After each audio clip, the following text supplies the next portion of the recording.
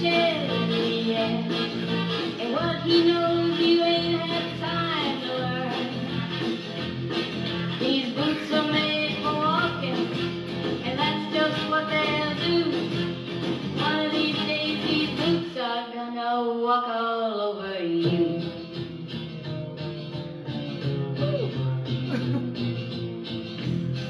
Are you ready, Boots? Start walking.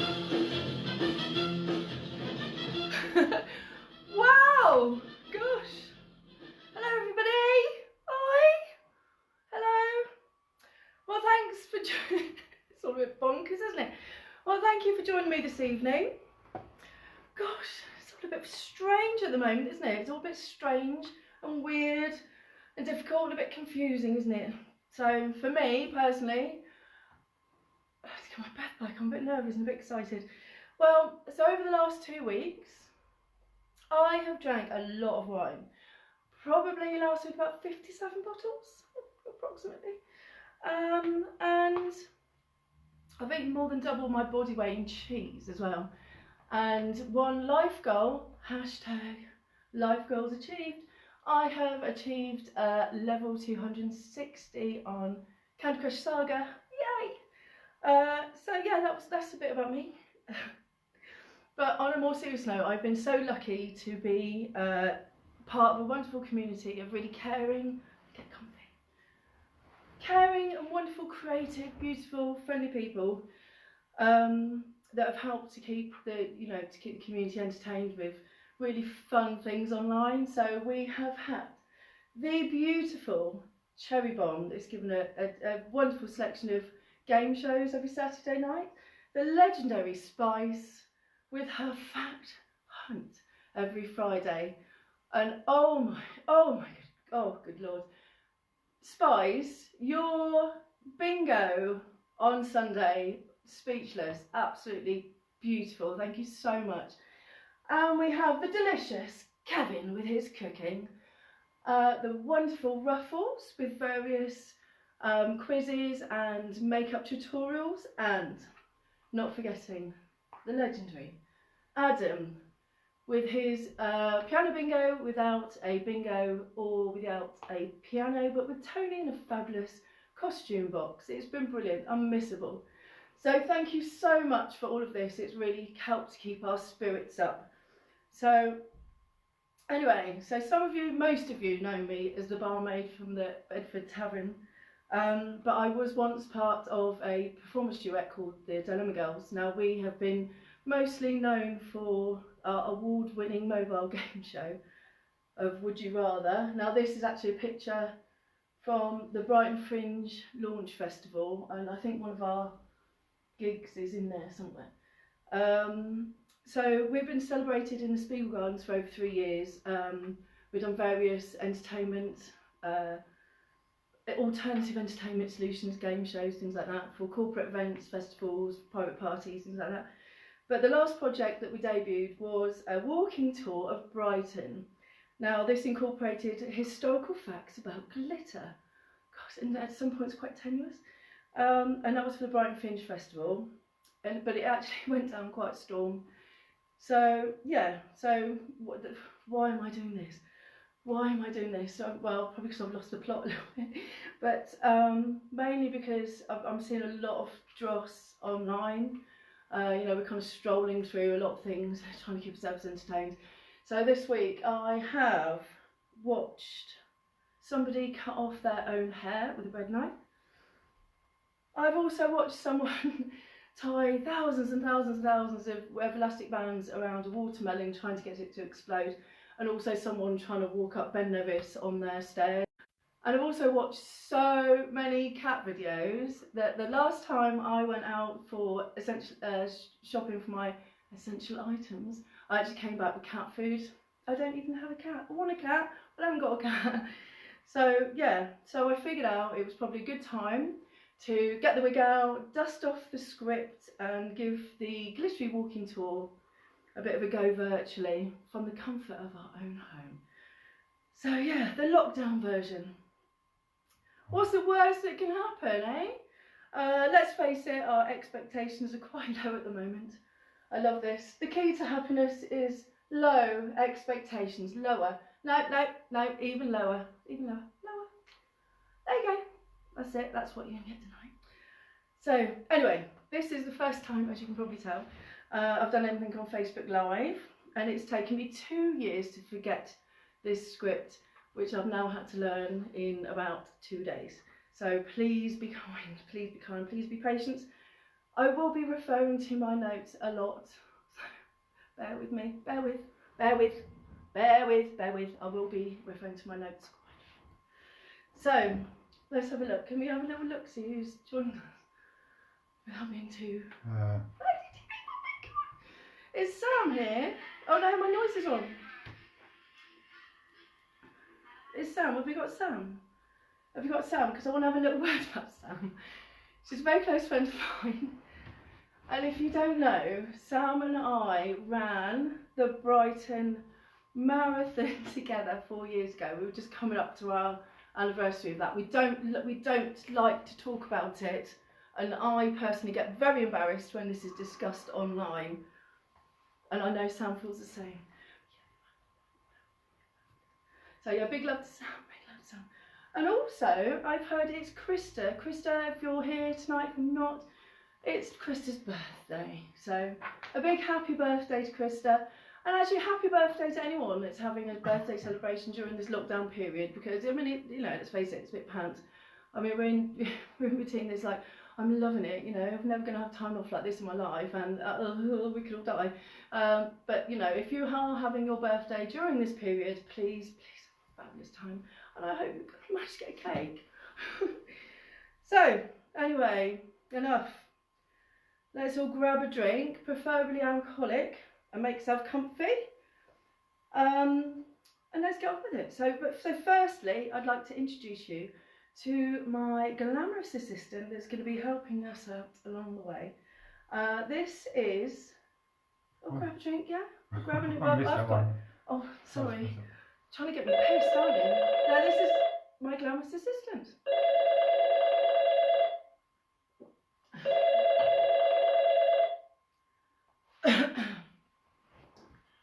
Oh, nice skirt.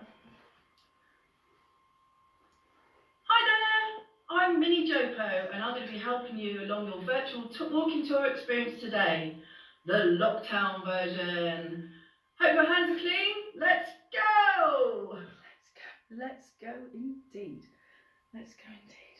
As you can tell, I'm not a born actress. But you know, I'm trying. Okay, so first of all, let's go to our first stop, which is, let's start at the very beginning. I like to call that Jubilee Square. Jubilee Square, here it is. And oh, look, we've got little Minnie Jopo there. In case you don't know where Jubilee Square is, it is, oh, I've got my wand. It is just here on the map by the library. It's a good place to meet. Nice bit of open space. Then we can all meet up without having to touch anyone, keeping 2 meters apart. Okay, right, so I think, well, a good place to start is let's try and get everyone into the vibe of the glitter vibe. So how about starting with the first of our glittery facts?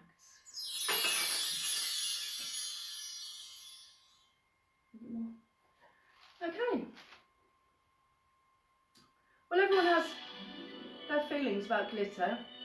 Unicorns vomit the stuff. Little girls dream about it, and it's essential to a pride parade. It's a weapon of social destruction, and it's a foremost in a pop star's makeup collection. It's also the stuff of cleaning nightmares.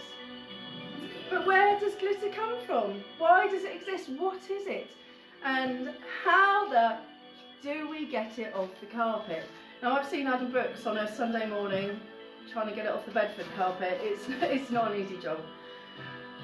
So, culturally, of course, we all love shiny things. We love things that bling. We love the accessories. We love the wealth. We love the status. Some people even have solid gold toilets. But the root of all attraction to things that sparkle go much deeper. Now, anthropologists have noted that many hunter-gatherer types equated shiny things to spiritual powers. And it's a common fact that the prehistoric man had a habit of polishing his bone tools. And I think modern day man also has. I think they call it, is it polishing? Polishing? I'm sure it's tools. I'm sure it's polishing. I think it's called something else, but if you want to call it polishing. Anyway, as it turns out, there's an evolutionary reason for that. The theory is that our need is to stay hydrated, and it's kept mankind on the lookout for shimmering rivers and streams. And so it's thanks to natural selection that's left us with an innate preference for all things that sparkle. Oh. So at this point, if this was the realsy walking tour, what we'd do is we'd ask all of our little walkers that are coming along with us on the tour, oops, I've lost my wand, to pop on something on their heads, just so we don't mix them up with anyone that's in the general public. So we had some like glittery little unicorn horns and little cat ears and things like that. So if you do have anything at home, a little fabulous fascinator, a little beret, top hat or anything, this is the time to pop it on. So Ben, would you like to pop your hat on? Pop your hat on, Ben. Come on, show it on. My lovely hat. She makes me wear it. It's like a little quality street. Right, okay. I'm going to just try and find the wand. Fuck up number 1. Okay. Right, so that's now time. Let's see. Now let's start heading to destination number 1. At this rate, it's going to be more of a fucking pub crawl than a walking tour. So let's start heading off, and we're going to start walking through the North Lanes. Now, known as the Bohemian Quarter, the North Lane is a flamboyant and vibrant area, and it's filled with over 400 businesses full of colour, independent business full of colour and vibrancy. And it's also a good starting place to go if you're new to the city, to get flyers and guides about all the arts, culture, music and entertainment that's going on across the town. Now the North Lane is mistakenly referred to as the North Lanes, which is the northern version of the South Lanes, but in fact the word is lane, L-A-I-N-E, not L-A-N-E. Oh, she pipes up. Say what? I know, and I thought Little Joe Poe was good at English. Yeah, so it's actually it's an Anglo-Saxon word, lane. So it's a word that describes the field that covered Brighton and the surrounding areas. Now, I'm obviously glad when I hear this. So the large field was made up the North Lane was once occupied by 5 open farming plots. Now each of the plots was subdivided into smaller fields and strips of land. And the layout of those streets that go throughout the North Lanes were the access tracks that used to divide the farming plots, and that was all before the area was started to be developed in the 19th century. Well, there you go, Ben often didn't know that. Now, Brighton is also well known for its wonderful selection of graffiti art that stretches across the city. Now, firstly, Banksy's Kissing Policeman here. Now, that once adorned a pub near Brighton Station called the Prince Albert. The original was actually sold, but a replica still exists there. Now, that's just a start. Simply wander around the city and you're almost, I think we need some music here. We're almost guaranteed to stumble across an impressive piece of street art at some point. Now, there's famous musicians and colourful chess inspired murals in the North Lanes. Now, a few years ago, Brighton Hove City Council came up with a way of getting rid of graffiti tags by giving everybody a chance to make new works of art instead around the city. Now, dozens of telephone junction boxes with graffiti tags on them in Brighton streets were transformed into mini masterpieces instead. The idea began as part of the Artscape project, which involved youngsters from Brighton's youth offending team. and it was all done under the supervision of Martin Middleton, who is AKA Cassette Lord. Nowadays, you can't walk past one without your eyes catching the artwork designed by all sorts of different groups of people, adding a unique colour and vibrancy to the sitting. Mini Jopo. Oh, Joe. No, you hang up. No, you hang up first. No, come on, after 3. 1, 2, no, seriously, I've got to go, babe. Okay, bye, love you, bye. It's never on time. Never on time. Okay, right. I think it's about time for another glittery fact. Thank you, Mini Jopo.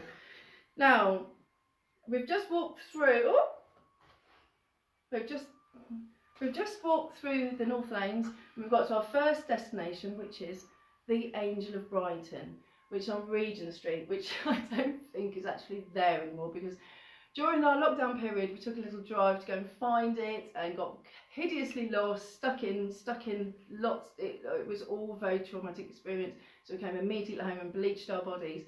But if you did see it, it was such a stunning piece of artwork. So I'm going to just talk about this piece of work called The Angel of Brighton. Now, this spans the side of a 3-storey building, and this image depicts a near-nude lady metaphorically rising from the ashes of 2017. Now, in January 2018, the artist Cosmo Sarson battled terrible weathers and festival-sized amounts of glitter to create this beautiful piece. It was infused onto an ochre background, and it makes an almost blinding, eye-catching display when the sun hits it. Now, inspiration, classical imagery, a bit like all that art in the Bedford Tavern. Check me, thin me here. We will get back there one day, but not during lockdown. So he was very much inspired by classic imagery such as Caravaggio. Now this is an example of Caravaggio's work. I particularly like to call this piece Day 25 in Lockdown. Don't worry, Ben's safe. Ben's safe. Don't worry, he's fine. Yeah, he's fine. So all of this has been a particular influence on the artist's background and training, but whilst classical imagery ties in with Cosmo's particular artist's taste, this piece also derives inspiration from the Peace statue, which is in Hove Lawns. We all know it. Now this is Cosmo's first piece of art to adorn our city, and it's great to hear that he had a thought that nods towards our existing local culture. Ben. So this piece was completed almost a year to the day after his father's death, and the artist believes that it speaks to all of those who have had a turbulent 2017. The imagery represents the human power of recovery and resilience, to ride out difficult times and to move on refreshed and looking forward. The artist explains, akin to the classic imagery of the phoenix rising from the ashes, the image represents hope for the new year. Yes. The classically trained artist, oh, I can stop doing that voice now. The classically trained artist moved from Brighton to London in 2017 and is well known for his breakdancing Jesus piece that adorns a similar height building in Bristol. I personally think ours is better, but there you go. But I don't think ours is there anymore, so anyway, moving on. Interestingly, Cosmo's work has also appeared in lots of Hollywood films, and often graffiti art in lots of movies is done by the hand of Cosmo. Interesting fact, Brad Pitt apparently he's one of his biggest fans, so there you go. That's something you didn't know. So, right, I hope that's all okay, we're all comfortable, we've got a drink, we've got our slippers on.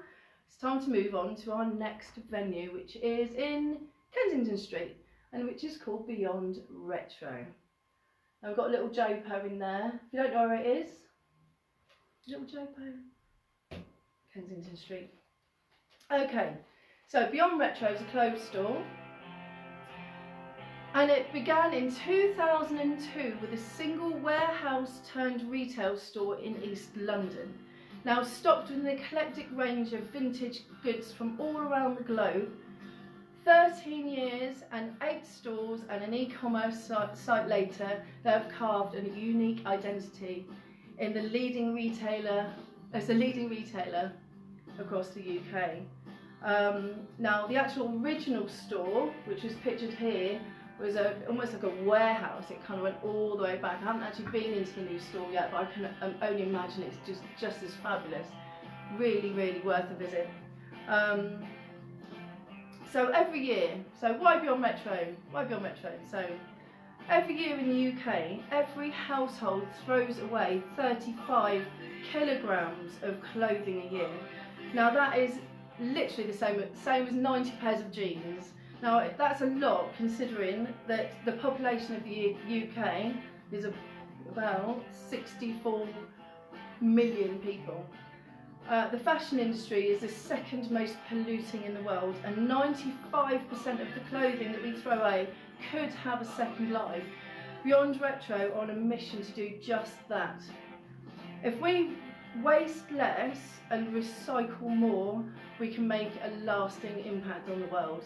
Now that's something to think about. Plus, there are so many beautiful vintage and second-hand clothes, so there's plenty of choice for a more sustainable wardrobe. The company is also proud to say that their whole business has a minus carbon footprint, which is great, absolutely great. So I think it's about time for some more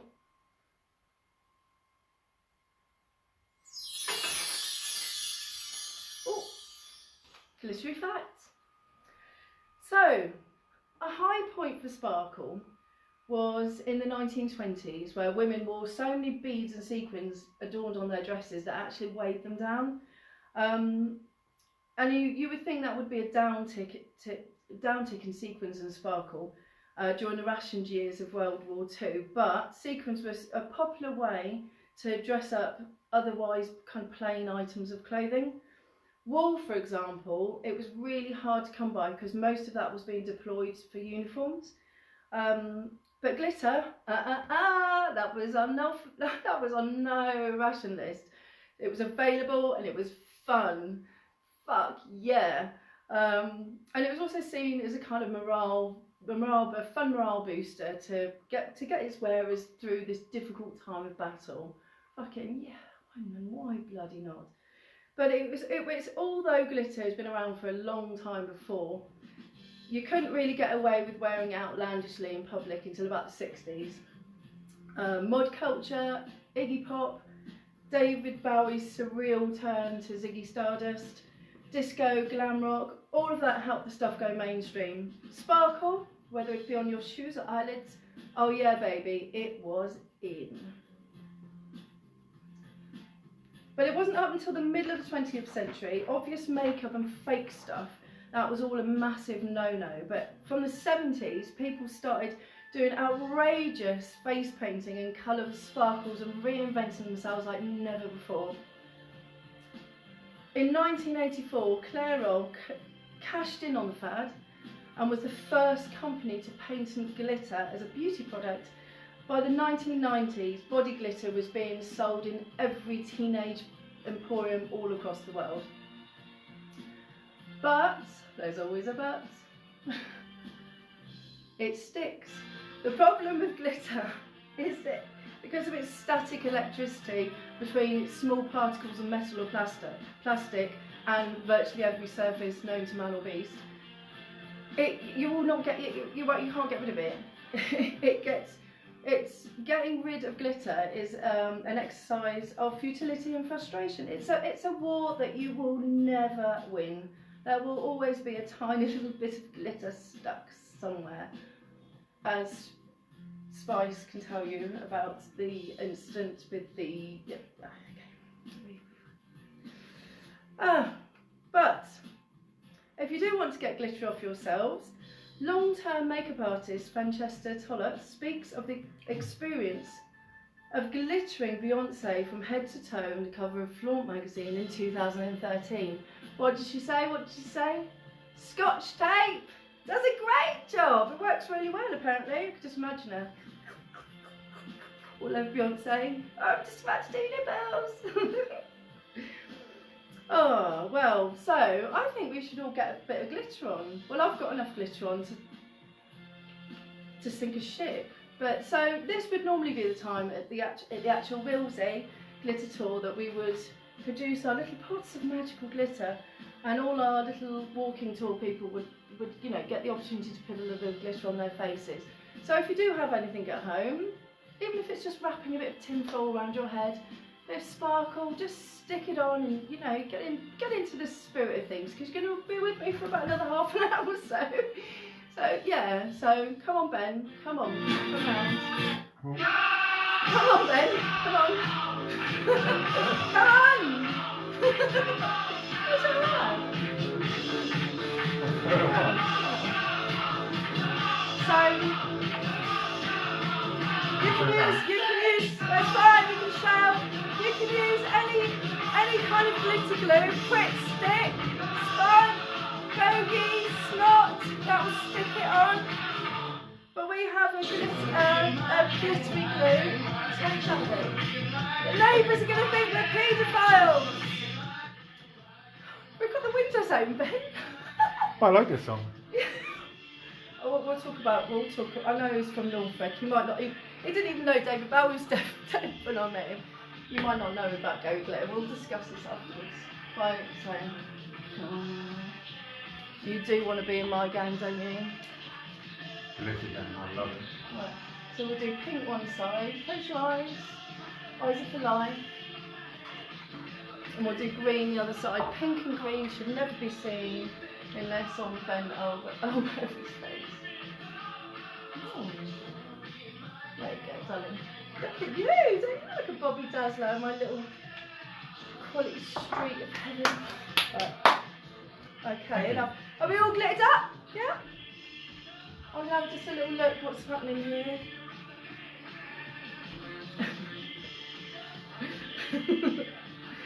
Goodness me. Right. So, enough of that. Oh. Okay. So, our next stop that we're heading to is Brighton Dome. Now, little Jo Po, where is she? Brighton Dome. Little Jo Po's marked it on the map here, in case you don't know where it is. So this Grade 1 listed building, Brighton Dome, has had many guises over its last 200 years.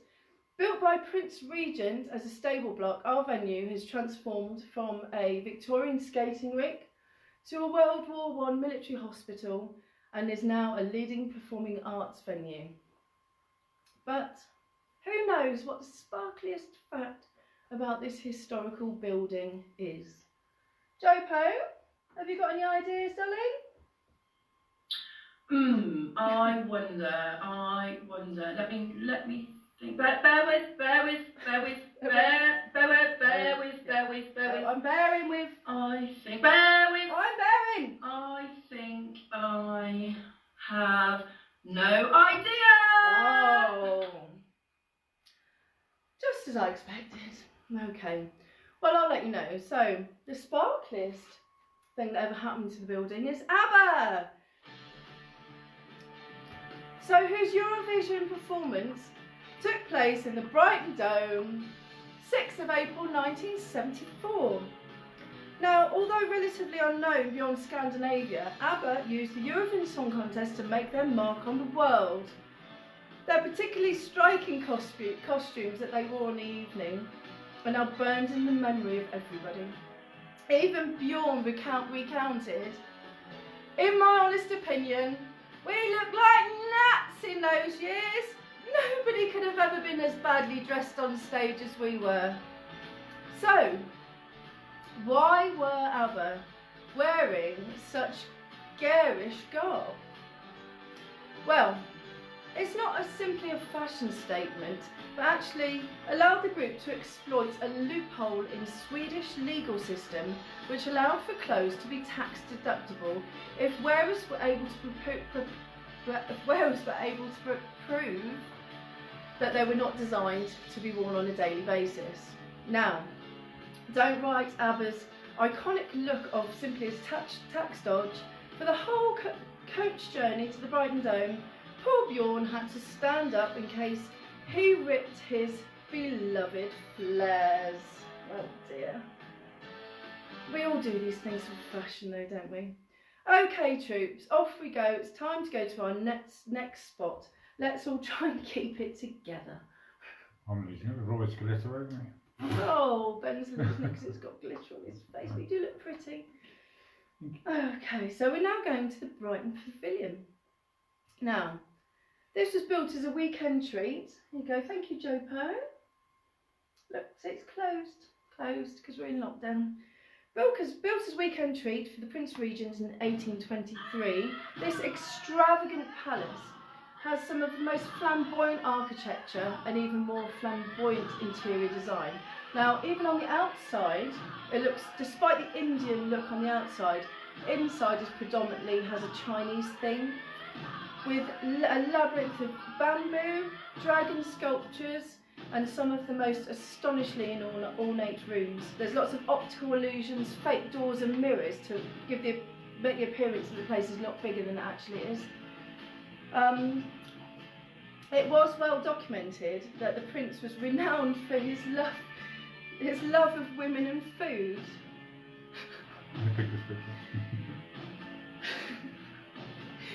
And there are also 2 secret passages where it's believed the prince had midnight rendezvous. Holiday cottages do not come more exotic than this. So this stately home helped establish Brighton as the fashionable place to be, and 180 years later this philandering gluttonous prince has truly left his mark on the architectural landscape of the city. However, when Brighton Council bought the pavilion in 1850, like many rentals today, it came unfurnished. And the reason for that is Queen Victoria, as you all know, has got no sense of humour. She removed absolutely everything, nearly all the furnishings, and used them all to redecorate Windsor Castle, Buckingham Palace and Kensington Palace. So now I think it's time for some... Oh! It's got to be time for some glittery facts. Someone's one ahead of me. Getting above yourself, you are. Well, this one's a little bit... We're stretching the glittery facts on this one. So, as you can see this chandelier here? If you squint your eyes and stand back, like one of those 80s kind of, like, can you see it pictures? There's a chandelier there. Now that used to live in the music hall of the Brighton Pavilion, and that was one of the things that got stripped out when Queen Victoria stripped the place because she didn't like the hedonistic ways of the Brighton type. Anyway, so going back to the Brighton Pavilion, in order to pay for the restorations, the town decided, in true Brighton fashion, to throw a party. So a ball was arranged in 1851 to help raise further funds, held in the rooms that the Royal Pavilion had already refurbished. And of course, it wouldn't be a proper ball without a new chandelier, so a new one was commissioned in time for the inaugural ball. It featured hundreds of tiny glass droplets which reflected light beautifully. And this is a piece that the pavilion is famous for today, and a lot of people go just specifically just to see that. So there you go. Are we all okay? Are we all okay? We've still got people with us, which is good. Which is good, thank you. Thank you. So, I think it's time to move on to our next destination. So, please take care of the roads. We're going to do a lot of crossing over some busy roads now over the level. Stay together and look at. So, we are now going to the War Memorial. Okay. So, the War Memorial was here in Brighton to honour the men and women of Brighton who fell. Oh, fucking hell. Look, I'm trying to be all serious and she's showing off. Showing off. No one likes a show off. Anyway, this is where the War Memorial is. Ignore this one, she's showing off. So, the War Memorial. It's here to honour the men and women of Brighton who fell in the First World War. It was designed to form a Roman water garden and was put up in 1922, and the towers are inscribed with the names of the 2,597 men and 3 women who we lost to that war. Now, glittery facts. How could this be? How could we possibly be linking the War Memorial people into glitter? Believe it or not, you'll love this. So, glitter, as we know it today, wasn't invented until 1934. Now, according to glitter law, New Jersey machinist Henry Rushman stumbled upon a way to manufacture the stuff we package and sell as glitter while grinding up plastics and various other materials trying to make landfill smaller. Other reports you'll read that will claim that the invention took off during World War II, when America's access to Germany's glittering diamante was cut off. But the origin of that story is quite murky, and Rushman is a strong candidate for glitter history fame, because throughout his time he filed 4 separate patents for inventions that related to cutting up strips of foil or film. And although sadly the king of glitter died in 1989, his company Meadowbrook Inventions is still one of America's leaders in the glitter business today, peddling more than 20,000 different kinds of glitter for cosmetics, crafting and industry. Now, there was an unexpected consequence of this glitter stuff being invented, which was military experiments. Yay! Since Rushman's invention in the 30s, inventors dabbled with less obvious uses of the sparkling substance. The US Air Force briefly tried spraying what amounted to glitter, which in those days they called chaff, from the back of warplanes. Now, the idea was to create a false cloud of echoes to throw off the enemy's radar, making it virtually impossible for the enemy to determine a real target from a fake one. Now, the UK also used something similar in their Operation Window, where planes released strips of aluminium-coated paper at several intervals, swamping German radar screens with false echoes. So, there you go. Who would you think? That's how glitter came a thing. There you go. On my face. So we're going to move on now to our next destination, but how we're going to get those, I'm going to take you through some alleyways leading up to the South Lanes. So one of the alleyways that I would like you to walk you through is the alleyway featured in the Quadrophenia Kiss. So people come from all over the world to find this alleyway. The cult film Quadrophenia was set in Brighton in the 1960s during the period of the Mods and Rockers. One of the major scenes takes place in this alleyway. The 2 lovers escape the police and fall through the doorway into a yard. Now, this alley is now a shrine to mods. It is very dingy, it stinks of pee and it's always covered in graffiti. But the doorway is still there, it's still hanging in there, and I think it's a lot more secured than it was when the film was made. So, if we move onwards, I hope we're keeping all together. Now we're moving to Dr. Brighton's. So, the original thank you Minnie Jopo. So Dr. Brighton's here, closed, not because of the lockdown, it's because it's closed. It's not open anymore. Dr. Brighton's there, thank you. Okay. Georgie's peed in that alleyway, by the way. I thought I could have this whiff of Georgie. I thought I could smell Georgie in there. And Aaron said they've all peed there. Everyone's peed there. It's a communal pee. I haven't peed there. I have not peed there. So, can we have some music? Well, Brilliant. On it. Can't on it. So, the original Dr. Brighton was called Richard Russell, and what a handsome chap he was. He was an 18th century British physician who encouraged his patients to use a form of water therapy that involved a submersion of, or bathing in, or drinking of, or seawater. The modern day name for this is Thalis Thalasi. That is this. Is this Thalasi? Is that? Although nowadays people tend to steer clear of drinking seawater. You would want to drink it in Brighton because it would have like a condom and a blue plaster or corn plaster floating in it. Oh God, doesn't matter thinking about. Anyway, moving on. Dr. Russell recommended especially that people try the water near Brighton, proclaiming that seawater was superior to those provided in inland spas. His ideas were widely acclaimed in England and all across Europe. By 1753, his treatment became so popular that the surgery was moved to Brighton.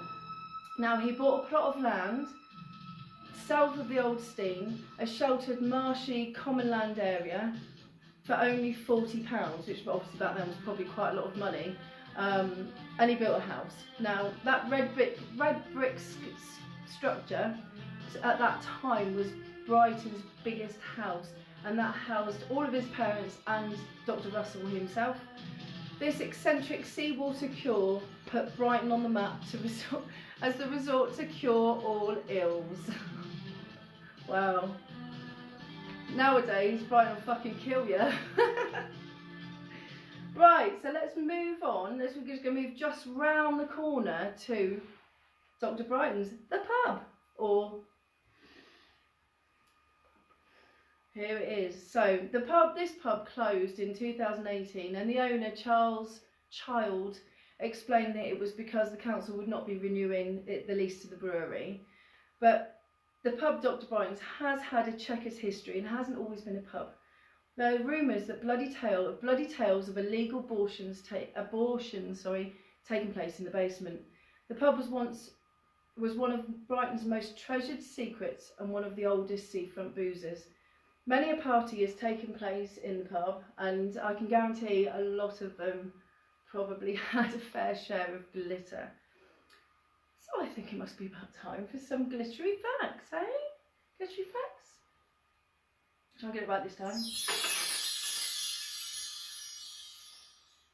I don't then to know. Glittery facts, glittery facts. So glitter's long-running connection to the feminine and the LGBTQ+ has given the substance a significance that few would describe as tacky. Now, so from the glitter-filled 70s, sparkle identity and the scene has become a thing, and glitter is the beauty stable of both performers and participants alike. Now, Brighton is famed for its fabulous Pride Festival. I know some of us end up in hospital. We don't need the casualty thing at this point. Hello.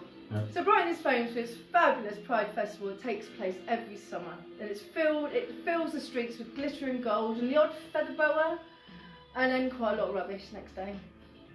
So, question: when do you think the first gay Pride march was? Anyone?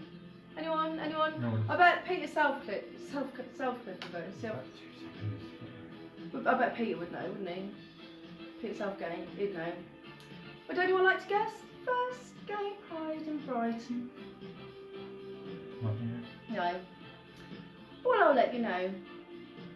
It was 1973! I bet you're surprised to hear that, aren't you? I know, but you probably won't be surprised to hear that it was a very... Ivan got it right. Ivan! Woo! Go Ivan! I didn't realise you were that old! Well, you won't be surprised that it was a very, very small affair. Certainly not the big parade with all the floats and big crowds that we're all used to nowadays. Now, this first Pride was organised by the Sussex Gay Liberation Front, and it was a really, really brave thing to do at that time. Only 7 years before, gay men, if they were found getting it on, would have just ended up in prison. Simple. Oh, That was the year James was born. Oh. The first Pride March may have been small in numbers, but they did it in style, of course. and they ended the day with a celebration dance at the Royal Albion Hotel. Dr. Brighton's old haunts, of course. Our Pride Festival is now huge, and this year it's not happening.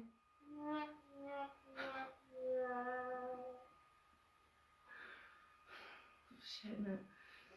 Anyway, for lots of folk on the scene, glitter isn't always about euphoria and performance. It's also deeply tied into defiance and protest. So for decades, glitter has been used by queer activists fighting for LGBTQ+ rights, and in the Glitter and Ash movement, for example, churches show solidarity for the LGBTQ parishioners by mixing Ash Wednesday ashes with purple glitter. The faith-based LGBTQ-focused organisation, which is based in New York City, popularised this movement, and they say that glitter is part of the tradition because, like love, it is hard to fucking get off the carpet. It is irrepressible and irresistible, and it never gives up. I.e., you can't get off the carpet. So at this point, So we found out. So I will find out when this all comes off my face. So at this point, if we were on the glitter tour for realsies and Brighton and Dr. Brighton was open for realsies, they very kindly offered all of our walkers a little free glitter shot and an opportunity to use the bathroom. So I think this is probably a good time to have a little bit of a drink. My throat is closing up, so definitely yes for me. So cheers! Lovely. Right. So on to our next destination. I hope we're all keeping okay. We're in there. We've got hello. I can't. I'm all new to this, so I can't do. I would love to be able to, but we've got really shit tech here. But I'll have a look in a minute. So we're all going to march through. We're all going to the police cells now. So this is our next point of call. Police cells. Okay. So, oh fuck, she's back. Little GPS Jopo. The old Police Cells Museum, which is just located under the town hall. Chin Chin Craig. Chin Chin Craig! Okay, so the old Police Cells is located in the basement of the town hall, and it was the scene of a horrific murder. They were condemned in 1929 and reopened in a museum. Just not yet. No, it's not yet.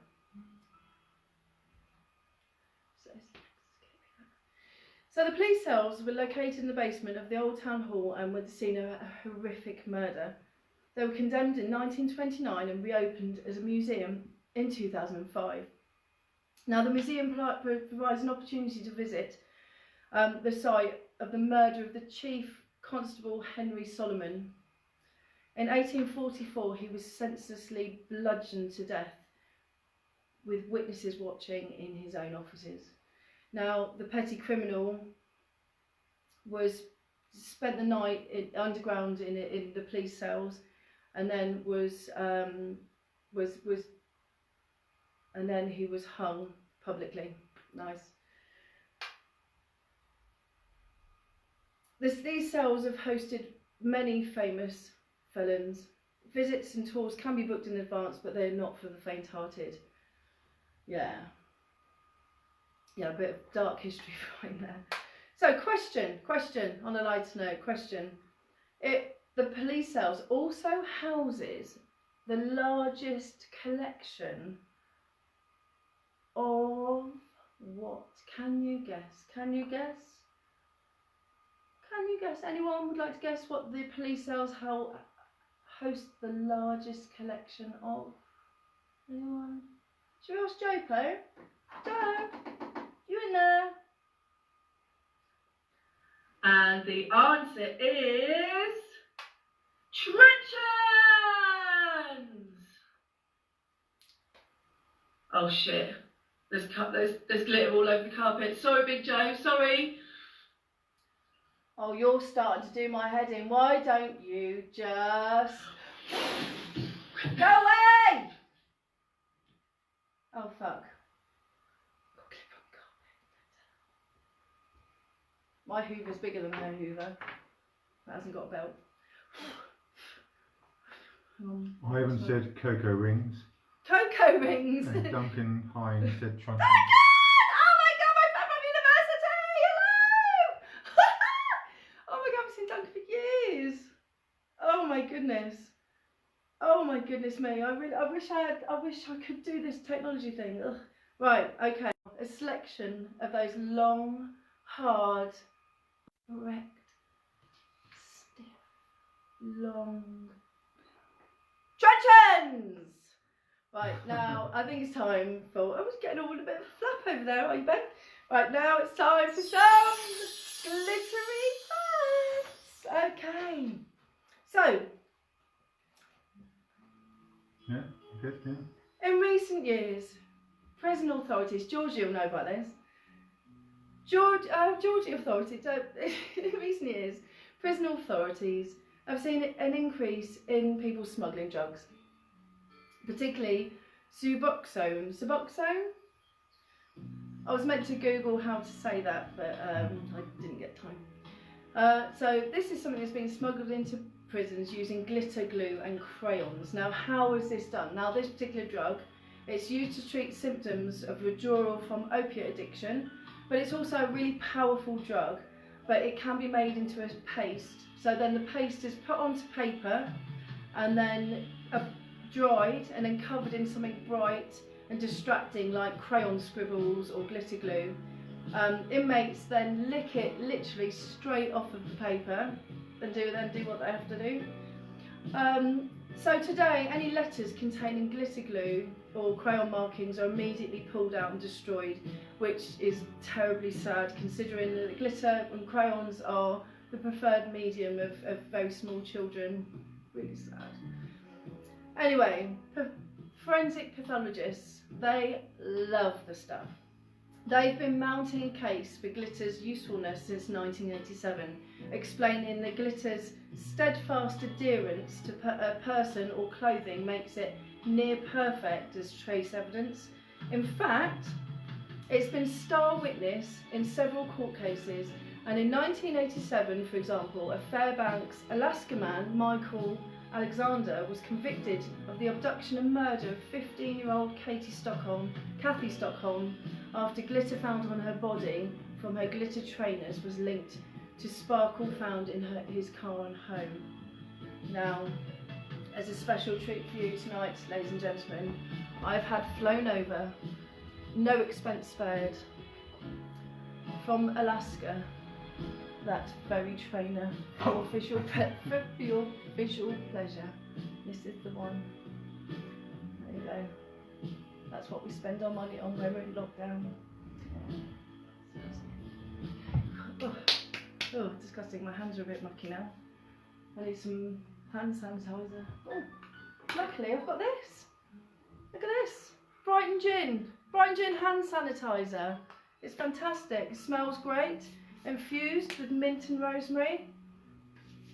It's available online from the Brighton Gin website. If you're local, it will be delivered by hand. If not, they'll send it out. You can also buy gin. It's great. But for every one bottle of this that you buy, 2 bottles, not one. I looked on their website today. 2 bottles will be sent out to local organisations that are in need. So please, Brighton Gin hand sanitizer. Shameless plug. Okay, let's pop that there. Right, what's going on? What are we doing? I'm not hungry. Can we stop the music? I'm not hungry. Oh, sorry, I'm just reading. I'm not hungry. Go I've back. just seen that Adam just put about 101 love hearts up. So. I'm not hungry. Can we rewind? Alright, okay. Ooh. So, we are now going to take a little walk through the south lanes. Now, just to clear up any confusion, these are south lanes. Just this bit kind of here. These are the south lanes. Now when I say lanes, I mean L-A-N-E-S, not L-I-A-N-E-S.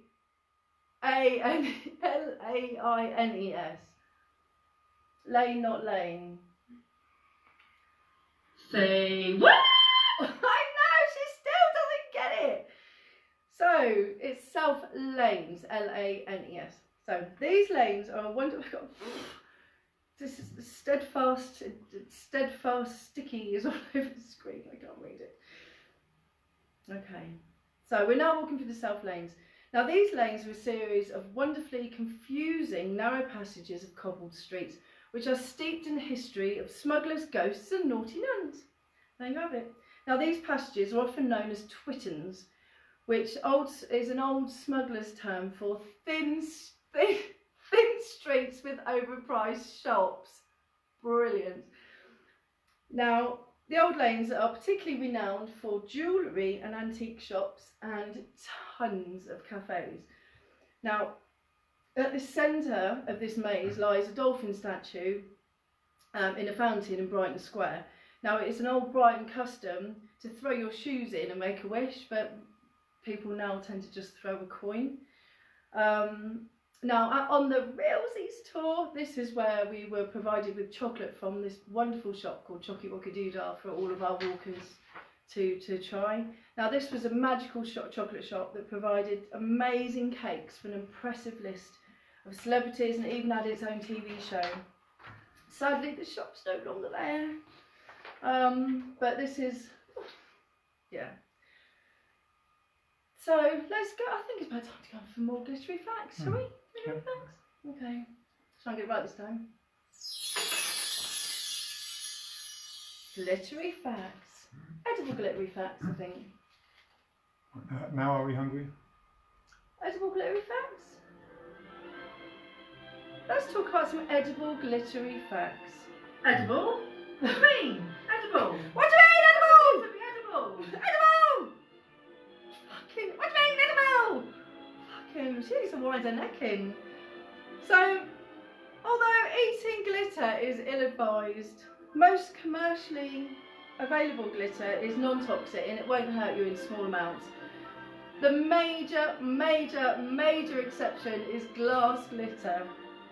It will be very, very bad if you consume glass glitter. If you consume glass glitter, go to hospital. Just go to hospital. Take yourself there. Get an Uber, get a cab, phone 999. Just go to hospital. I would hope that most of my friends wouldn't be that. Maybe a few. Anyway, there is, however, glitter that you can consume, you are allowed to eat, but this glitter comes with its own warnings and can be very confusing. Now, in 2014, there was a small business owner and a person with a lot of nerve. She had a lot of nerve. And she was called Margaret Martin, and she was fined over £30,000 because she sold some badly packaged and not at all edible looking glitter under the nevertheless misleading name Edible Art Limited. Now, she claimed in court that the name was referring to 3 animated mice named Ed, Abel and Art. I think we can all agree that this is totally absurd. I think the main thing to remember when you're consuming or thinking about consuming glitter is to just be wary, read the labels, or you might end up with sparkly poo. So next, it's a little bit of a walk now. We're going to go onto the seafront and walk along the Kingsway. Thankfully, it's nice. It's not raining. I might need a little bit of a cardigan on. I'm going to walk along towards the Rampion wind turbines. Now, obviously, we can't swim out to sea and actually see them. So the best place that Minnie Jo thought for us to meet would be outside the Brighton Centre, which again is closed because we're on a lockdown. Thank you, Jo. So, if we look out to sea, we can see a clear view of the Rampion wind farm. Now, this was completed a few years ago. Some people like to call them heavy metal fans.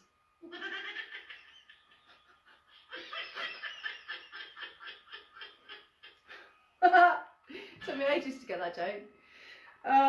Anyway, can you guess how far away from the coast? Can you guess how far away that the Rampion wind farm is?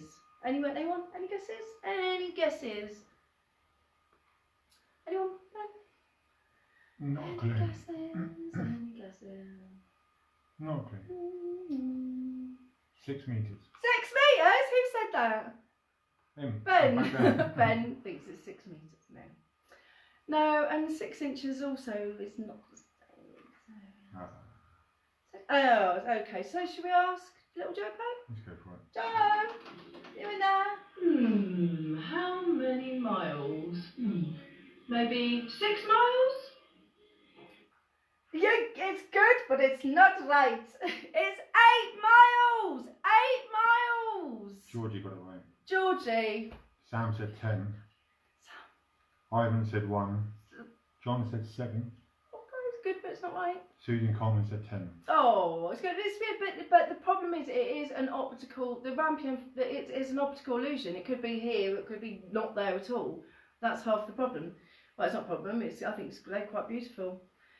So, they do dominate the view from the beach now, and they create strange optical illusions. In some weathers, they look really close, and in some, they're very far away. Occasionally, on a very clear day, they just disappear. But there's no getting around from the fact that this major development has changed the landscape of our area forever. Now, Rampion is one of the biggest farms in the UK. There are 116 turbines out there, topped off with a tower 80 metres tall and weighing 200 tonnes. Each of the 3 blades is 55 metres long. Now, in the 2019, the turbines provided enough energy to supply 350,000 homes, which is nearly half the households in Sussex, with energy. Now, fabulous for the environment in this time of clearly undeniable climate change. Now, I think it's time for some. Are we ready? Are you ready? It's time for the movie facts! You're not. Fucking shit ones. Shit one, pound shot ones. Shit. Nothing else is open.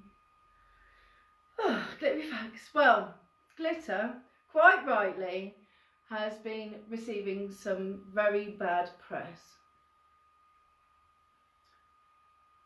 Ben, Yep. Ben, you got the wrong glitter. That didn't mean this glitter. We've spoken about this before. We need to have a conversation after this about this. So, okay, it's the wrong glitter. Okay. So while this is going away, in all seriousness, why is glitter so problematic? The problem is it doesn't go away. It just doesn't go away. Literally, does not go away. And that is a massive problem for the environment.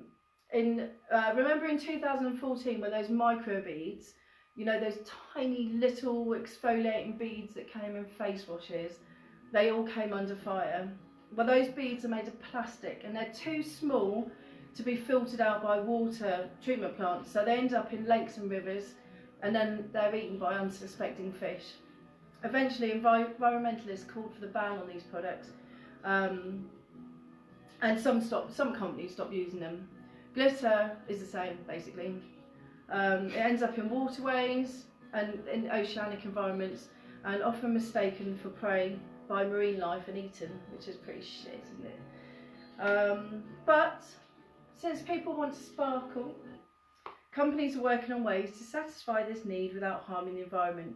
Manufacturers on the consumption end, a bit like the distinctively smelling Lush, have started using biodegradable glitter using synthetic mica in their bath products. Now, replacing these plastics typically used in glitter with plant-based cellulose derived from eucalyptus trees, bioglitter naturally composes once it enters the soil or compost or wastewater, or sometimes on a hot day, your face. But it still does have the same shine and high High precision cut, and it's as traditional glitter, and it's also 40% softer and much more delicate on your skin than conventional glitter. So yeah, that's always something to think about. So I know it's a bit windy down here on the beach, so let's just keep moving. Are we all okay? Come on then, troops, let's move on to our next destination, which is the Grand. Fabulous. Oh no, it's not that bit. Jopo, where's the Grand? Oh, fucking showing off again. Showing off, look, we're having words as well. So the Grand is here. Huh? And it says it's £499 to stay there, which is great. Get change to get the bus home. Okay, so the Grand. What do you want? On October 12th, 1984. Music. Oh. The IRA carried its most audacious attack of this day. An attempt to wipe out Margaret Thatcher and her government by bombing the Grand Hotel in Brighton. Now, the plan was to use a bomb with a very long delay. So 3 weeks before the conference, McGee and a female accomplice checked into the Grand Hotel for a 4-night stay under a false name. They stayed in room 629, which was 5 floors above the VIP suites. It's actually the room. This is actually a picture of the actual room. And McGee planted a 20-pound gelignite bomb, which used a timer from a VCR behind the bath panel in the bathroom. This is not actually a picture of the bathroom from that room. He programmed the device to detonate 24 days later, which was at 2:53 a.m. on the last night of the Conservative Party conference. The bomb exploded in planned time when most of the hotel's 318 guests were all asleep. Thatcher, however, had been up in her sitting room working with her private secretary just moments before. The explosion ripped through the top floors of the hotel, creating a huge hole in its front, causing the chimney stack to collapse and crash through the centre of the building. It missed Thatcher's room by inches, but hit her bathroom and bedroom, where her husband Dennis was sleeping. Many guests and delegates, including Cabinet Minister Norman Tebbit and his wife Margaret, were trapped in the fallen masonry and rubble as the rooms collapsed in the centre of the hotel. There were chaotic scenes as wounded survivors made their way out and covered in dust. But fire officers were at the scene by 3 a.m. and Dennis and Margaret were rushed out to the rear of the hotel and taken by car to Brighton police station. It wasn't actually until the following morning it became clear that several people had died in the explosion and more than 30 people had been injured, including Tebbit and his wife, who spent the rest of her life in a wheelchair. Not okay. So, I think it's about time for some glittery facts. Glittery facts. Oh, no one's broken. No one's broken. This was broken. So let's move on to some glittery facts anyway. How the fuck? Oh, But how can that be anything at all related to glitter? I know, little Joe. That was really dark and really sombre. Now we're talking about glitter again. So, hey, glitter can be confrontational. We all know this because it's represented the dramatic display of feminine and a symbol for the LGBTQ+ empowerment. So it makes it a flamboyant tool against homophobia. Well, so there you go. In 2011, when Nick Espinosa, a gay rights activist, dumped a barrel box full of glitter over erstwhile anti-gay presidential candidate Newt Gingrich and his wife, "Feel the rainbow, Newt!" he shouted as multicoloured sparkles enveloped his head. From then on, it was open season for what was billed as a non-violent yet a really effective form of protest. Political theatre has never been more entertaining or dramatic. And then again in January in 2015, And then again, in January in 2015, Matthew Carpenter, an Australian 20-something, started a website called Ship Your Enemies Glitter. It soon garnered headlines across the globe, and orders poured in, and he just simply could not keep up with the demand. Carpenter sold the business for about 85,000 Australian dollars. Ship Your Enemies Glitter is a win-win for a generation that just simply can't decide what is irony or what is a viable method of critique or evil. It's just a way to do something mean without doing anything harmful. A virtual joke with a real life punchline. And this is from the Ship Your Enemies website. I love this. Ship your enemies glitter. They'll hate it. Ship your friends glitter. They'll love it. Ship yourself glitter. You idiot. That's I feel like being an idiot today with the glitter that's on the floor. So now we're going to our final destination almost of the tour. I think it's time to let's go and see Mabel Abel at the Queensbury Arms. Here we go, look, there's Jopo, little Jopo. Hello, Queensbury Arms, just behind the Hilton Hotel. Okay, and so here we go, it's the Queensbury Arms, and here is the delicious Mabel Abel. Check out her Facebook page for various different game shows and things she's doing during our lockdown period. So, Queensbury Arms, Mabel Abel. And who's that with her? Oh, who's that? That's me! Oh, it's you. That's me! That's actual me, not mini Joe Brown. So, in a former life, it was called the Hole in the Wall. And it claims to be Brighton's smallest pub. It even proudly shows this plaque stating as much outside. And quite frankly, it would need to be outside because there's no wall space left inside.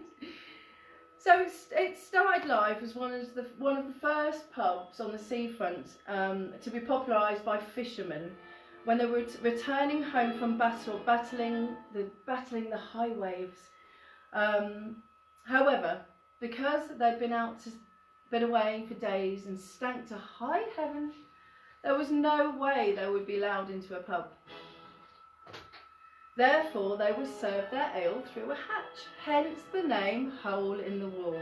Now, I have no idea whether this story is true, but it kind of seems like a nice story, so in my head, it is true.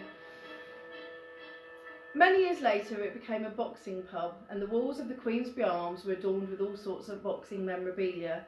But nowadays, the current manager is more into theatre, and during his years in charge has transformed every spare inch of wall space into a homage of the stage, perfectly illustrated by the fabulous glitter ball. I think it's time now for our final, is it our final glittery facts? Our last glittery facts for the evening. Are you ready? You ready, everyone? I'm not. Ben's not. Everyone's just... Oh, Ah! sorry. That's okay, don't worry. Our final glittery facts. So, final glittery facts. Our lives are covered in glitter. It's in merchandise across the globe, and it's all over our houses, but certainly in my house. Glitter's wedged its way into our floorboards, it's in our sheets, in our hair, and it's even in our language. Music. Our dictionary consists of lots of words like glitz, glare, gleam, sparkle, spangle, shine, but there are also lots of new words that are starting to kind of hit our vocabulary, just like glitterati. Drag queens flaunt it, fairies sprinkle it, you could have survived the 90s club scene without it. It's called glitter and it's got a history, just like everything else, but unlike the length of a sunbeam, glitter's history lasts longer than a nanosecond. Especially now during our current climate, we need to start thinking about better choices. And even if we just start thinking about the tiny little things like our choices about sparkle, we can make a difference. There is biodegradable glitter available, there are second-hand clothes available, there are many things that we can do to change the way we live. When this lockdown is all over, we cannot go back to normal. We want to go back, we're yearning to go back to normal, but we cannot go back to normal. We need to use this opportunity as like a reset, so we can start treating the planet better, treating ourselves better, treating each other better with more care and kindness. Let's pay key workers fairly. It's simple. Let's learn to appreciate the small things and not take so much for granted. Now normally that would be the end. Oh, I'm getting well up. Now normally that would be the end of the tour, but I think it wouldn't be right if we didn't swing by the Bedford Tavern for a skill bomb or two. Yay! What do you think? Is anyone in there? Hey, Sonny, I've heard everyone's going off to the Bedford Tavern. You coming? Okay, yay! Well, are you coming then? No, she's not interested. Yay! Everyone's saying well said for your little speech about key workers. Fucking damn right. Right, now, are we going to the Bedford Tavern? Come on, hurry up everyone. Oh, delete the pictures. You deleted the what? The picture's gone. What picture? The picture's gone. Oh, just play the video. Yeah. Just play it. Just play it. Just play it. Just play it. Oh no. Making your way in the world today takes everything you've got. I tell you what. Taking a break from all your worries, sure will. Oh, what's going on? Oh, hang on. Technical difficulty. Fuck up number 1, Two. ladies and gentlemen. 2. Come on, we're quite overrunning. We're losing people. Bear with. Bear with. Ben says bear with.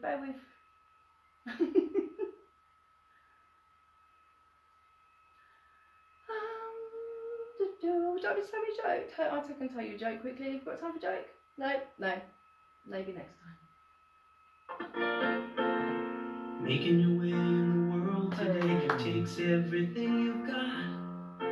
Taking a break from all your worries, sure would help a lot. Wouldn't you like to get away? Yes! Woo! Sometimes you wanna go where everybody knows your name. And they're always glad you came. You wanna be where you can see. Troubles are all the same. You wanna be where everybody knows your name. You wanna go where people know. People are all the same. You wanna go where everybody knows your name. Yes! Oh, I miss you guys. So we're almost there. We're almost at the end. Thank you for sticking with us. This is all I've been very patient. Thank you. So I have set up a PayPal account. PayPal me /walking with Jopo, and if anyone wants to give us a tip or donate anything, 50% of any money raised will be going straight to the charity Rise. Oh, got to do this without getting upset. Now, Rise is an independent Brighton-based. Can we have the music? Can we have the heart music? It's going to make everyone cry. We're going to give the charity money. Thank you.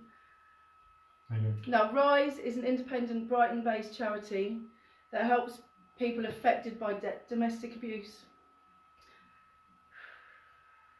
They offer practical help ranging from direct advice to refuge accommodation for those whose lives are at risk.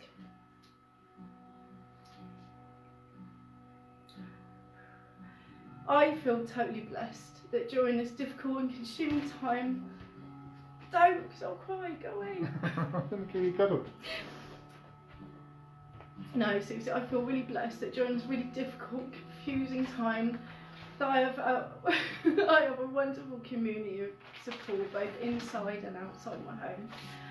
I can't even imagine what it would be like being stuck in someone's house and so stuck in at home with an abusive partner, worrying about work, worrying about money, with kids running around your feet, trying to educate them, trying to protect them. I cannot, it's not even fathomable.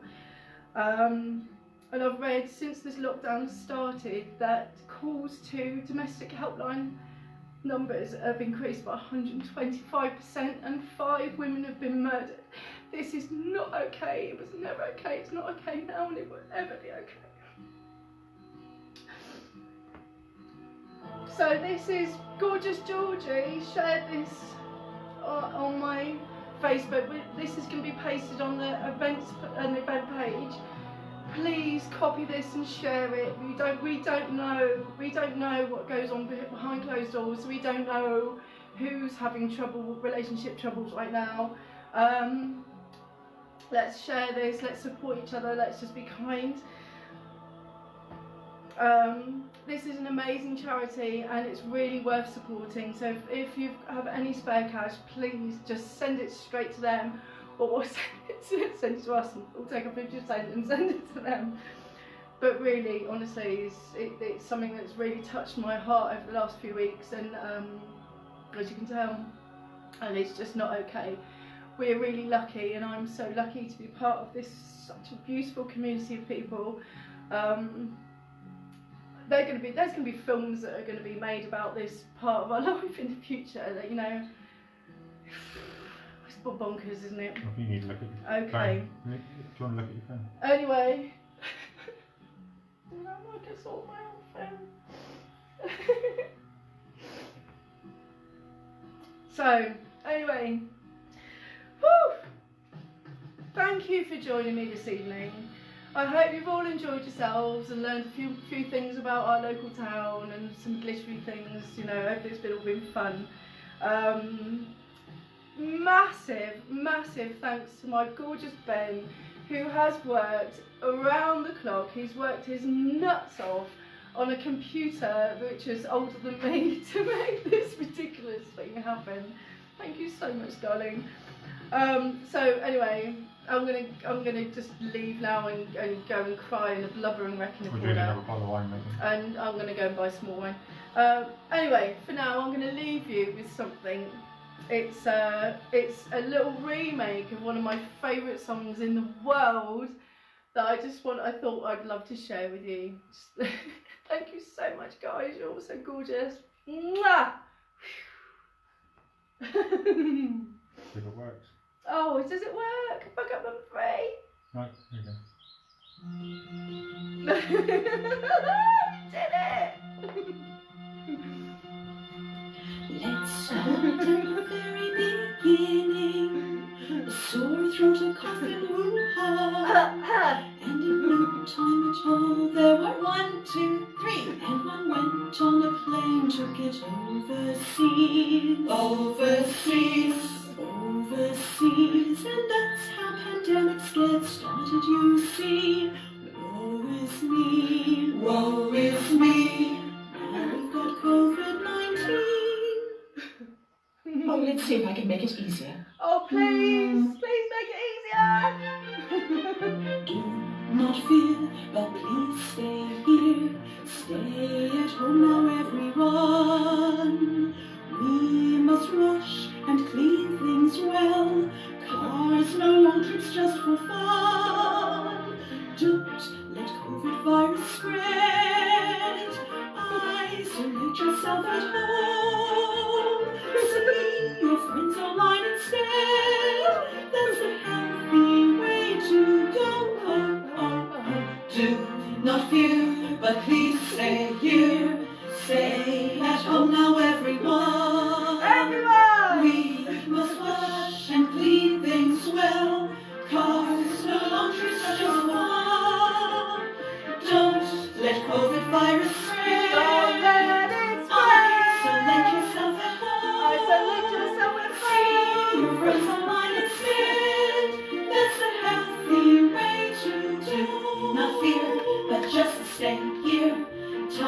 to all self-isolate. Wash your hands, use lots of soap. Don't go further than your gate. Social life must stay online. Keep your beaches clear of me. Watch TV, drink lots of wine. That will kill COVID-19. Cough in your elbow, wash your hands with soap. Are we off? Are we off? How was that? Bye, guys.